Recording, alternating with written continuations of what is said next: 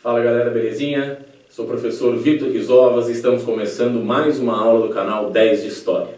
Agora o assunto é o seguinte: política interna no segundo reinado. Isso mesmo, já vimos no outro vídeo uma panorâmica do período. Agora nesse aqui vamos detalhar um pouco mais, ok? Tudo certo? Podemos começar? Bom, é assim, olha só. Nesse período que chamamos de segundo reinado, temos situações políticas bastante variadas. Veja nessa linha do tempo. Entre 1840 e 1850, temos o período chamado de consolidação. Claro, Dom Pedro II foi coroado ainda com 14 anos. Ora, era de se esperar que o seu governo levasse alguns anos para se firmar, diante dos interesses de grupos políticos. Depois, entre 1850 e 1870, temos um período de conciliação. Ou seja, não houve nenhum problema mais significativo do ponto de vista político. As coisas correram, de certa forma, tranquilas entre os dois principais partidos políticos do Brasil, ou seja, os liberais e os conservadores. Assim, apenas a partir da década de 1870 é que temos a chamada crise do segundo reinado, que termina em 1889, juntamente, com a proclamação da República, ou justamente por conta da proclamação da República. Então ficou claro? Entre 1840 até 50, a consolidação. Entre 1850 e 1870, a conciliação. E de 1870 a 1889, temos a crise do segundo reinado. Tá certo? Vamos em frente? Agora, vamos pensar um pouquinho sobre esse primeiro período, o da consolidação. Depois do golpe da maioridade, Dom Pedro II assume o trono e começa a governar. Mas logo no começo tem que lidar com os dois partidos políticos, lembra? Os liberais e os conservadores. Você os conhece? Sabe a diferença entre eles? Provavelmente você já ouviu dizer que eles são farinha do mesmo saco, não é mesmo? Provavelmente você já sabe que eles não possuem projetos distintos para o Brasil.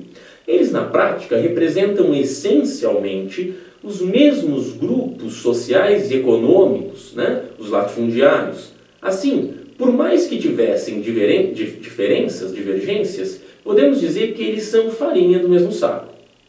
Ou, simplesmente, podemos dizer que não há nada mais conservador do que um liberal no poder, nem mais conservador do que um liberal na oposição.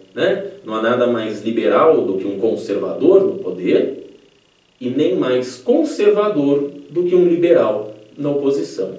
As atitudes dos dois partidos são muito semelhantes quando estão no poder ou na oposição. A grande diferença ainda está no seguinte: os liberais gostariam que as províncias tivessem mais liberdades, enquanto que os conservadores gostariam que o poder central fosse mais forte. Assim, Dom Pedro II precisa estabelecer uma relação equidistante dos dois partidos. Um exemplo da relação de Dom Pedro com os partidos pode ser vista nas chamadas eleições do cacete. Essas eleições foram tremendamente violentas e fraudulentas. Afinal, havia voto de cabresto, coronelismo, voto fantasma e todo tipo de fraude. Por isso, ao final do processo eleitoral, o resultado da eleição fez com que todo o Ministério Liberal que havia organizado as eleições fosse demitido, sendo substituído por conservadores. E depois, as próprias eleições foram canceladas e a Câmara dissolvida, tendo que convocar novas eleições. Ou seja, o Partido Liberal no poder abusou demais desse poder, forçou demais nesse poder. Então o Dom Pedro teve que demitir esse gabinete e depois esse gabinete dissolver a Câmara dos Deputados e convocar novas eleições. Tudo bem?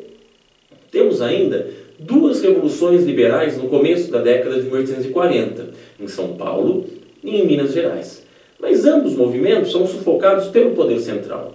O objetivo dessas revoltas era negociar com o poder central, ou seja, com Dom Pedro II, em troca de maiores liberdades. Por exemplo, podendo escolher o seu governador ou seu presidente de província, como se dizia no século XIX. Essas revoltas foram bastante curtas, durando uns 2 meses cada uma, e sem maiores consequências. Um movimento muito mais relevante foi a Revolução Praieira, ou a Revolta da Praia, em Pernambuco, em 1848. Lá, o problema também foi o fato dos pernambucanos não poderem escolher o presidente de sua província, mas também envolvia outras questões. Na Revolução Praieira, temos uma característica muito interessante. Além da elite agrária, o povo também passou a reivindicar algumas questões. Ou seja, por algum tempo, as camadas populares lutaram lado a lado com a elite. Ora, se vamos fazer uma revolução, se é para mudar o rumo da história, se é para mudar o rumo do país, nada mais legítimo do que o povo querer participar e ter os seus interesses atendidos, não é mesmo? Assim, quando as elites perceberam que estavam encaminhando uma revolução popular, começaram a esvaziar o movimento. Isso mesmo, a elite e povo lado a lado. Mas ao perceber que o povo iria alterar a ordem política e social da região, a elite preferiu permanecer insatisfeita e promover mudanças pequenas, ou não promover mudança nenhuma, a fazer uma revolução e ter uma mudança muito mais significativa na estrutura do país. Reforma agrária, abolição da escravatura são questões que fatalmente viriam à tona, mas os latifundiários esvaziaram o movimento para evitar que tais transformações acontecessem. Por fim, as tropas imperiais dominaram os revoltosos e a revolução não trouxe maiores consequências. Repare, estamos em 1848, ano da Primavera dos Povos, em que os movimentos liberais e populares pipocaram por todo o mundo ocidental. Fique atento a isso. Outro aspecto muito relevante da política do Segundo Reinado é a questão do parlamentarismo às avessas. Primeiro, vamos entender o que é parlamentarismo. Depois, vamos ver por que o caso brasileiro ficou conhecido como as avessas, ou seja, parlamentarismo ao contrário, torto. No regime parlamentarista, a população escolhe os deputados que escolhem o primeiro-ministro. Entendeu isso? Quer dizer, quando um partido ou uma coligação vence as eleições para deputado, este partido ou esta coligação, em geral, escolhe o primeiro-ministro. E este ministro escolhe os demais ministros que comporão o governo. Mas e no Brasil? Cara, no Brasil fica assim. Dom Pedro II nomeia os ministros e o presidente do Conselho de Ministros. E depois, estes ministros, que são escolhidos, convocam e organizam as eleições. Então, as eleições são organizadas pelo gabinete de ministros escolhidos. E com as fraudes eleitorais, o parlamento se adequa aos ministros, e não o contrário. Entendeu a diferença? Na Europa, primeiro temos eleições e depois ministros. No Brasil, primeiro ministros e depois eleições. O que isso quer dizer? Quer dizer que sempre os deputados eleitos serão aqueles que apoiam os ministros que organizaram as eleições, independente da vontade do povo. Interessante, não é? Bom, vamos encerrar. Mas antes, temos uma questão para responder. Pensa aí um pouco. Se prepara. Lembra de curtir a aula e se inscrever no canal. Não perde a próxima aula, belezinha? Por enquanto, vamos para o exercício. Uma questão do Enem de 2014.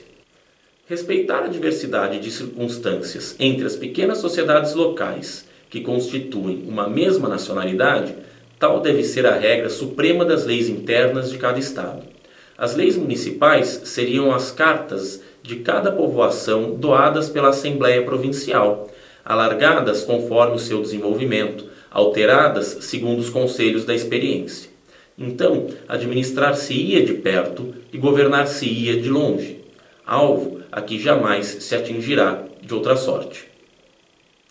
Veja um texto do Bastos, na província, em 1870. Reescrito, republicado em 1937, mas ele é de 1870.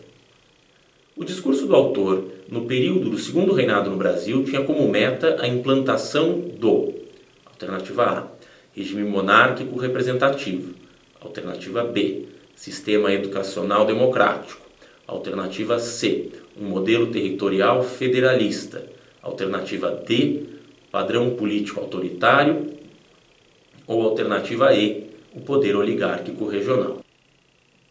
Ficamos com a alternativa C, não é? Que traz a discussão a questão da descentralização do poder com a Assembleia Provincial, não é? Lembra, o tema do federalismo, da descentralização do poder é fundamental para entender o segundo reinado. Tá certo? Belezinha? Tira sua dúvida aqui embaixo. Se mobiliza. Pede uma aula. Beleza? Vamos lá? Até mais.